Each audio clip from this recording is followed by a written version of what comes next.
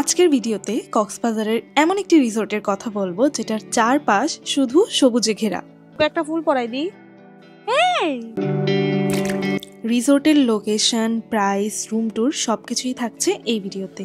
এর আগে আমি ছিলাম বেওয়াচের ডিটেইলড ভিডিও কিন্তু আমার চ্যানেলে পোস্ট করা আছে। সো এখন চলে যাচ্ছি মুন নেস্টে।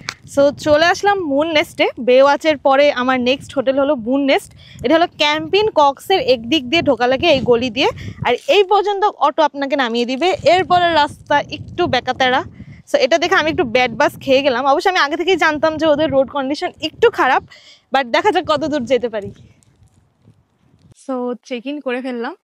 ওদের রাস্তাটা আসলেই খারাপ। হ্যাঁ, আপনারা যারা লাগেজ মাল সামানা নিয়ে আসবেন তাদেরকে আমি আগে থেকে অ্যাওয়্যার করে দিলাম যে রাস্তাটা কিন্তু বেশি একটা ভালো না।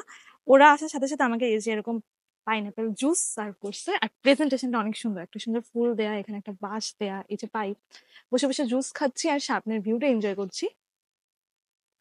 মানে আপনাদেরকে রুমটা দেখিয়ে দিব। This is the room. রুমটা তো আহামরি কিছু না, বাট আমি বলবো এটা বেটার। আমি যেহেতু মার্মেড ইকোতে থেকে এসেছি, এরকম ইকো রুম গুলা এরকমই হয়, but I think eco room গুলোর মধ্যে রুমটা ভালো লাগছে। কেন বলি, এখানে না একটা মনে হচ্ছে যে এটা আমার নিজের বাড়ি, এরকম মনে হচ্ছে। এই যে এখানে একটা সুন্দর একটা খাট আছে, খাটটা প্যাস্টেল কালারের, একটা পেন্টিং আছে, একটা সাইড টেবিল আছে, একটু সোফা বসার জায়গা, এখানে একটা পেন্টিং আছে, একটা শেলফের মতো আছে ছোট এটা, আর এখানে আছে একটা টেবিল। কোনো এক্সট্রা কাবার্ড বা মিরর কিন্তু নেই। হ্যাঁ, ঠিক আছে। আর এই দিকে হলো ওদের ওয়াশরুম। ওয়াশরুমটা বেশ মিনিমাল, বাট ইটস গুড। আমি দেখিয়ে দিচ্ছি ওয়াশরুমটা। এই যে হলো ওয়াশরুম। ওয়াশরুমটা এই যে এরকম হবে। আমি জিজ্ঞেস করছিলাম যে এখানে আবার কোনো কেঁচো টেচো আসে নাকি রাতের বেলা, তোরা বললো যে না, এরকম কিছু হয় না। আর এমনিটিস গুলা খুব মিনিমাল, আর নামগুলো লিখা নেই। তো এই যে হলো ওয়াশরুমটা, আর এই যে হলো রুম ভিউ। ছোট্ট একটা রুম, এত বেশি বিশাল না। আর ভিউটা এখান থেকে হলো এরকম, পাহাড় দেখা যাচ্ছে কিছুটা, আর এইখান থেকেও ভিউটা দেখে যাচ্ছি। এই যে হলো আমাদের ব্যাক ভিউ। ও, আর একটা পানি দিবে, কিন্তু এটা বলতে ভুলে গেছি। একটা পানি দিবে 1 লিটারে। আর এইদিকে হলো আরেকটা ভিউ, অনেক সুন্দর ভিউটা, তাই না? শুধু সবুজ আর সবুজ। রুম থেকে বের হলেই এদিকে ফুল, ওইদিকেও ফুল, শুধু ফুল আর ফুল। সামনে সামনে ওদের একটা রেস্টুরেন্ট আছে, এটাই দেখি। ওয়াও, এই জিনিসটা সুন্দর না? জবা ফুল রেখে দিয়েছে পানির মধ্যে, আমার শাড়ির সাথে ফুলের কালার ম্যাচ, অনেক সুন্দর। কোন ফুলটা ভালো লাগে, এটা নাকি এটা? দুইটাই। কোনটা পরবো বলো তো? এটা রেখে এটা পরি। এই যে এটা মানে আমার শাড়ির সাথে ম্যাচ করতে, হ্যাঁ সেটা রাখি, এটাই এসে আবার পরবো। ও, পরে যাচ্ছে। এই বিড়াল আসছে, বিড়ালটা ধরতে গেলে আমার ফুল বলে। তো মেনু মনে হয় ওদের প্রতিদিন চেঞ্জ হয়, কয়েকটা আইটেম দেখলাম অ্যাভেলেবেল আছে। আর এদিকে লেখা আছে সুন্দর করে মুন নেস্ট। এটা কি একটা নৌকা না? হ্যাঁ, এটা একটা নৌকা। অনেক ইকো ভাইব, পুরাই ইকো ভাইব। এই যে বসার জায়গা দেখো, এই ম্যাটটা পর্যন্ত কি উডেন, দেখছো? আর এই যে হলো মুন নেস্টের রেস্টুরেন্ট। নাইস। এখান থেকে ভিউটা কিন্তু সব কটেজ গুলো দেখা যাচ্ছে এখানে দাঁড়িয়ে। এই দেখো, একটা দুইটা তিনটা, ওইদিকে দেখতে পাচ্ছি না গাছের জন্য, ওই দোলনায় যেয়ে বসবার। এই যে হলো ভিউটা, পুরাটাই গ্রিন, অন্য কোনো ভিউই নাই। পিছনে তো আরো গ্রিন, সামনে থেকে পিছনে গ্রিনটা আরো একটু বেশি। এবার ওই দিকটা দেখ, এটা অনেক কিউট। ওকে একটা ফুল পরাই দিই। এই কুইন ভাইবস। এদিকে আসো, এদিকে আসো, আসো, যে তোমাকে পরাই দিই, ফুল পরাই দিই। এই ওকে কিউট লাগতেছে, অনেকটা ব্রিজেরটন ভাইবস। বই করে ওকে পরাই দিই। আউ! অনেক সুন্দর একটা বসার জায়গা, হ্যামক আছে, দুইটা টুল আছে। হ্যামকে তো এখন বুঝতে পারবো না, শাড়ি টাড়ি পরে এই একটু টুলেই বসি, কি আর করা। ওহ ওয়াও, এখান থেকে তাকাইলে রেস্টুরেন্টও দেখা যাচ্ছে, বসার জায়গাটাও দেখা যাচ্ছে। ওয়াও, দেখো বিড়াল কি করে।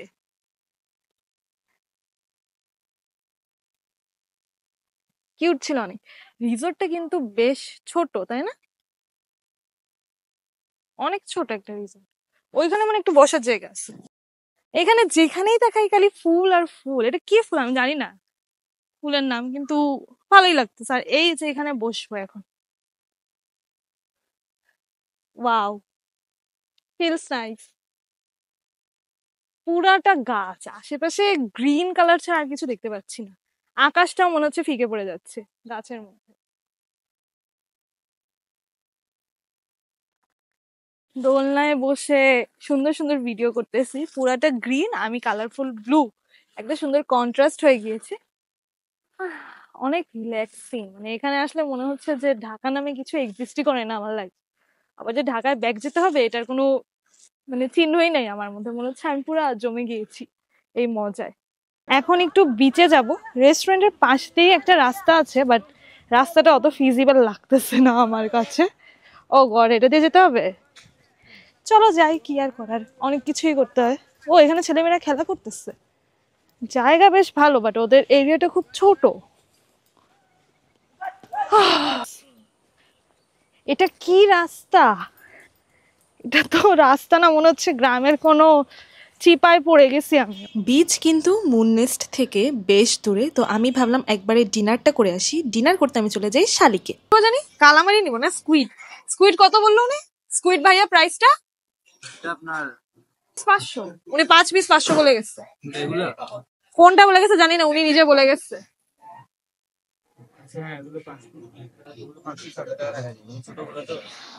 ছোটগুলা 5, এতে কত গ্রাম হবে? আচ্ছা, লবস্টার হচ্ছে যে আপনার 100 গ্রাম 350 টাকা পার কেজি, 3.5 টাকা। আচ্ছা, 100 গ্রাম 350 বলছে। 200 গ্রামের একটা নেই? 200 গ্রাম এখানে প্রাইস ফিক্সড এটা লবস্টারের না, শালিকে। ফিক্সড এটা বারবিকিউ সহকারে। আর থার্মিডর করলে আমি এটা হবে কিনা দেখতে হবে। আচ্ছা একটু দেখে আসেন। আর এখানে লোয়েস্ট কত কত আছে? ছোট একটা 300 গ্রাম।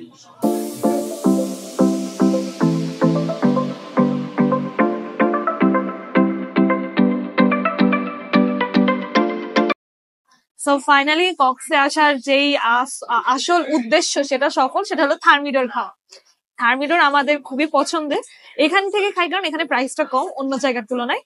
এখানে এটা কত নিয়েছে জানি? এটা হলো কত গ্রাম, 350 গ্রামের মতো, 360 গ্রাম। প্রাইস চেয়েছিল ওরা 1320, বাট আমি বার্গেন করে 1100 টাকা রাজি করিয়েছি। এই যে হলো থার্মিডরটা। আর মজার ব্যাপার হলো আমি কিন্তু এটা যখন মানে কুক করছিল, কিচেনে ছিলাম, তো আমার সামনেই বানিয়ে দিয়েছে। ওরা মানা করেনি, আমি বলছিলাম যে আমি একটু ভিডিওতে দিব। So really nice of them. বিসমিল্লাহ।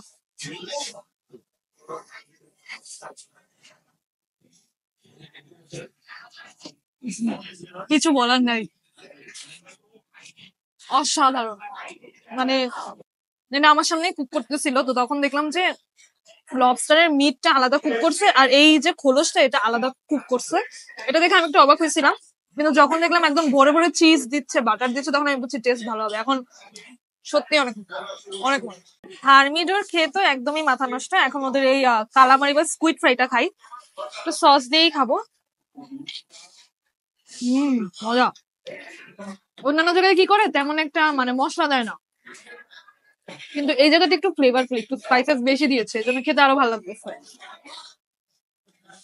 এখন খাবো গরম গরম লইট্টা ফ্রাই, বেশ ক্রিস্পি। মানে আমি যদি আপনাদেরকে একটা পিস ভেঙে দেখাই, এটা আছে এরকম আছে।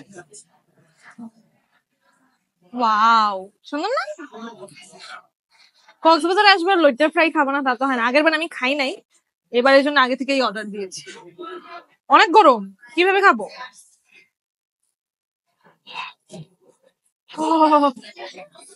হম, এখন ভালো লাগতেছে। গরম গরম খেতে বেশি মজা।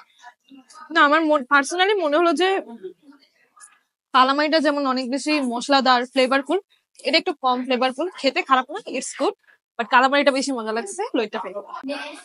পাহাড়ি মুরগি দিয়ে যদি পরোটা না খাই তাহলে কিন্তু কক্সাস একদম মিস, ঠিক আছে?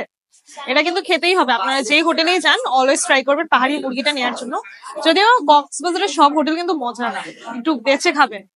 এখন রুটি দিয়ে খাবো পাহাড়ি মুরগিটা। একদম ঠান্ডা হয়ে গেছে ভিডিও করতে করতে। এটা একটা ঝামেলা, ভিডিও করতে গেলে কোনো খাবার গরম গরম আর খাওয়া যায় না, সব ঠান্ডা খেতে হয়।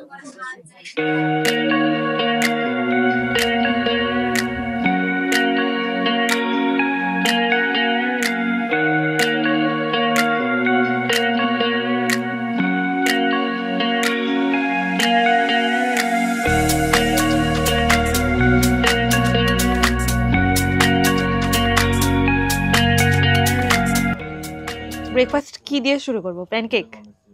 প্যানকেকটা একদম ফ্লাফি হয়ে আসছে, এটা দিয়েই শুরু করি, বিসমিল্লাহ করি। বিসমিল্লাহ। হোমমেড ব্রেড দিয়ে এখন খাবো Jerry. It was really nice of them, ওরা আমাকে অফার করছে ওদের হোমমেড ব্রেডটা। আই ডোন্ট থিঙ্ক এটা ইনক্লুডেড ছিল। টোস্ট করে দাও। মজা, ইটস গুড, এটা মজা লাগছে।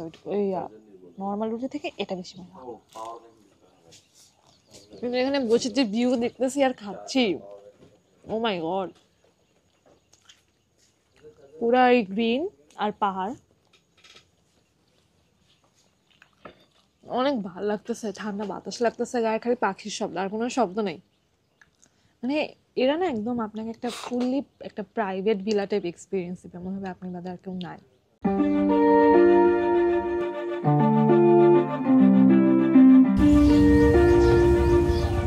সো ফাইনালি এখান থেকে এখন চেক আউটের সময় চলে এসেছে, 11টায় আমার চেক আউট করতে হবে।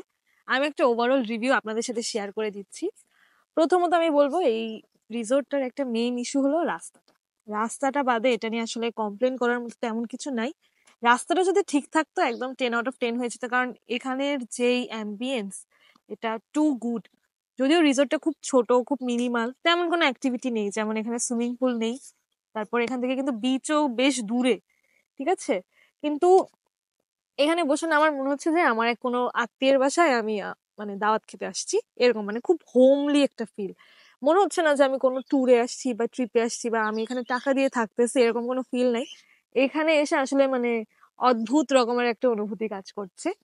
স্পেশালি এইখানে এত নিরিবিলি, মানে কোনো কিছুর কোনো আওয়াজ নেই, যে শুধু পাখির ডাক, আর কিছুই পাবেন না আপনার আমার আশেপাশে। আর ওভারঅল বলবো যে এটার বাথরুমটাও কিন্তু ভালো। আমি অন্য একটা কম্প্যারিজনে আপনাদেরকে বলছি একটু পরে যে কোনটার সাথে কম্পেয়ার করলাম।